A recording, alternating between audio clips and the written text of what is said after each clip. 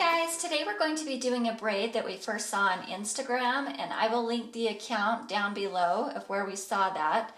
I have not seen a video tutorial on this, so I'm not exactly sure if this is how the braid was made, but I think it does look pretty close.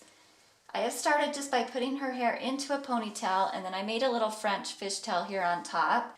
To begin this braid, I'm going to add in a ribbon to this ponytail, and I am placing it at the very bottom of the elastic.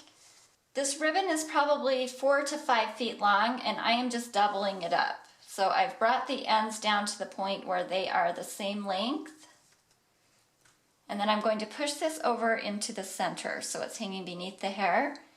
I'm going to take this hair, split it in half. I'm going to begin this the same way I would as if I was making a Dutch fishtail braid.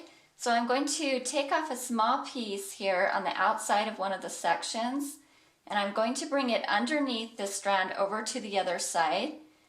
After I bring it underneath, I'm going to be weaving it through these ribbons before I take it completely over to the other side. So I'm going to go over one of the ribbons and then under the other one and add it in to this hair on the other side. So now I'm going to do the same thing starting with this side over here. I'm removing a section from the outside of that piece. I'm bringing it underneath, and then I'm weaving it across these ribbons over to the other side.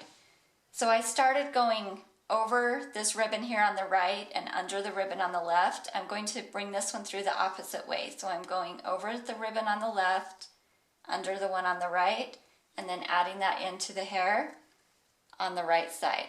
So that's really all there is to the braid. You just keep taking small sections from the outside, bringing it underneath, and then weaving it through the ribbon. You're not going to see much here at first because the hair is kind of covering it, but just like the regular Dutch fishtail, it'll pop out here in a second. This can also be made as a French braid. I guess technically it would be a Dutch braid, but to do that, you would just add a small section in from the side as you're bringing the strand across. So if I had hair hanging here like a French braid, I would take this section off and then add a strand from the outside into that before I bring it under, if that makes any sense. Normally I probably wouldn't start it in a ponytail because it doesn't look that great, but I'm actually going to be turning this into an updo, and so that's why I have the ponytail there. If you start it without a ponytail, you'll need to put a little elastic in underneath the hair to hold the ribbon.